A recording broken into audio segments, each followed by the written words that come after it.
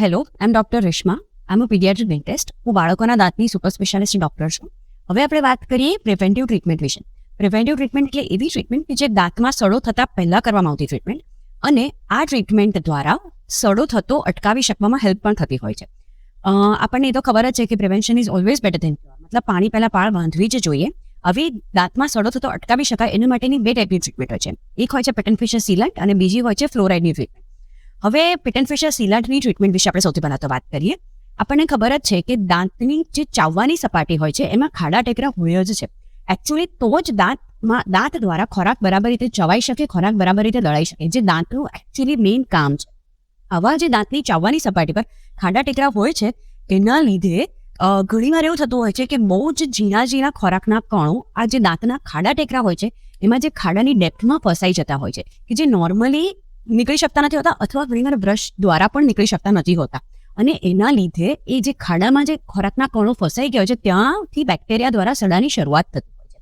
આવી રીતે જે બહુ જ કોમન જોવા મળે છે, અને આના લીધે જ પછી ધીમે ધીમે કરતા સડો આગળ વધતો જાય છે કે જે વધારે ને વધારે જટિલ પ્રોસિજર, જટિલ ટ્રીટમેન્ટની જરૂરત પડતી હોય છે. હવે એવું તો શું કરી શકીએ કે જેથી આ ખાડામાં જે ખોરાકના કણો ફસાઈ જાય છે એ જ આપણે અટકાવી શકાય.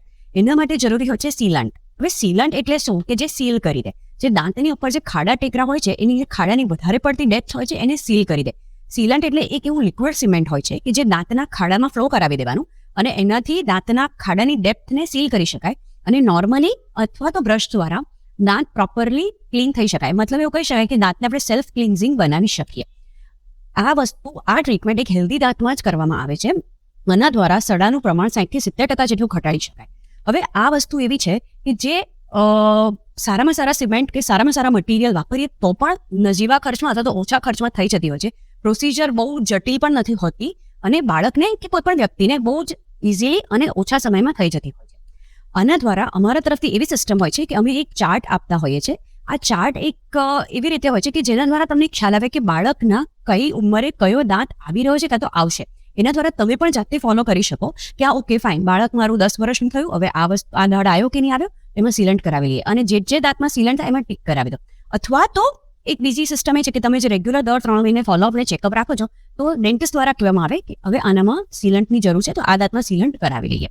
હેલો, હવે આપણે વાત કરીએ ફ્લોરાઇડ વિશે. હવે ફ્લોરાઇડ એક એવી પ્રિવેન્ટિવ ટ્રીટમેન્ટ છે કે જે દાંત પર કરવામાં આવે છે અને એના દ્વારા સડાનું પ્રમાણ થતું અટકાવી શકાય છે. હવે એ તો આપણને ખ્યાલ જ છે કે દાંતના ઇનેમલની રચનામાં કેલ્શિયમ, ફોસ્ફેટ, મેગ્નેશિયમ એવા બધા તત્વો આવેલા હોય છે. દાંત એવા બધા મિનરલ્સથી બનેલો હોય છે. હવે ફ્લોરાઇડ એક એવું તત્વ છે કે જે દાંતના ઇનેમલમાં કેલ્શિયમ, ફોસ્ફેટ ને બધા મિનરલ્સની વચ્ચે ઘૂસી જતું હોય છે અને વચ્ચે સમાઈ જાય છે. આના દ્વારા શું થાય છે કે જે સડાની પ્રક્રિયા દ્વારા જે એસિડ જનરેટ થાય છે એના દ્વારા જે દાંતના ઇનેમલમાંથી કેલ્શિયમ, ફોસ્ફેટ બધા પીગળે એનું પ્રમાણ ઓછું કરી શકાય છે.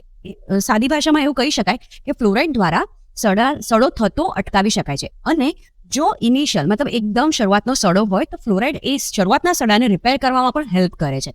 હવે આ ફ્લોરાઇડ ક્યાંથી મળે છે, શું હોય છે? ફ્લોરાઇડ આપણી ટૂથપેસ્ટમાં પણ નોર્મલી અવેલેબલ હોય જ છે, પણ એ બહુ જ નજીવા પ્રમાણમાં, મતલબ 500 થી 1200 ppm સુધી જ હોય છે. કારણ કે રોજ જો ફ્લોરાઇડ ગળી જવામાં આવે તો એ આપણા શરીર માટે એટલું બધું સારું નથી.